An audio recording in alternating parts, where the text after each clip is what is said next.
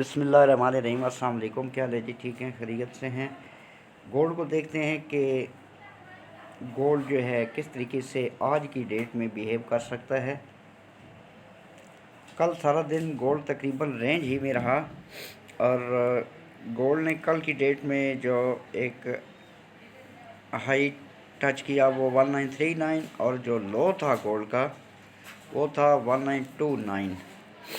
बस इसी रेंज के अंदर गोल्ड आज भी मूव कर रहा है। प्रेजेंटली ये वाला जो एरिया है 1937 से लेकर 1940 वाला, ये एक स्ट्रांग एरिया है, स्ट्रांग लेवल है। प्राइस H1 के टाइम फ्रेम के अकॉर्डिंग बार बार इस एरिए से रिजेक्ट हो रही है और ये वाला एरिया गोल्ड के लिए एक स्ट्रांग रेजिस्टेंस साबित हो रहा है, जबकि प्राइस जो है या गोल्ड जो है ये बार बार इसी एरिए को अप साइड को ब्रेक करने की कोशिश कर रहा है। तो अब अप साइड का स्नैरियो जो है वो कुछ इस तरीके से है कि अगर प्राइस ये वाला लेवल 1937 और 1940 अप साइड को ब्रेक और रीटेस्ट करती है तो पॉसिबल है कि गोल्ड की प्राइस 1948 से लेकर 1946 ये वाला जो लेवल है यहाँ तक जाए। अब ये एक ट्रेंड लाइन भी मैंने मार्क की हुई है जो कि पास्ट में गोल्ड ने डाउन साइड को ऐसे ब्रेक किया। अब अगर तो प्राइस 1946 से 1948 तक जाती है तो एक तो यहाँ पर ट्रेंड लाइन भी है और एक लेवल भी है। तो गोल्ड जो है ये अप साइड को यहाँ से भी रिजेक्ट हो सकता है, बट अगर 1937 और 1940 का एरिया प्राइस ब्रेक कर लेती है तो मैं ये समझता हूँ कि यहाँ से अगर प्राइस को रिजेक्शन भी मिलती है तो प्राइस डाउन आकर इसी लेवल से एक दफ़ा फिर अप साइड को अपना जर्नी कंटिन्यू कर सकती है। और ये वाला जो लेवल है 1946 से 48, ये अगर प्राइस अप साइड को ब्रेक करती है तो नेक्स्ट एक माइनर सा लेवल है 1954 1955 1954-55 और ये वाला लेवल भी in case price up side को ब्रेक करती है तो फिर नेक्स्ट जो है 1960 से लेकर 1962 तक मैं गोल्ड को एक्सपेक्ट कर रहा हूँ अप साइड में।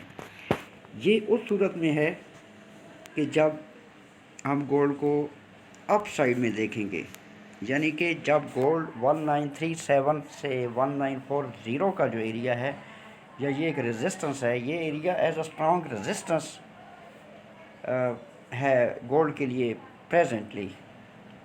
अब अगर 1937 स्पेशली 1940 के ऊपर गोल्ड बाई वाली साइड पे जाता है तो फिर इसका जो रीसेंट लो लगा हुआ है ये वाला 1929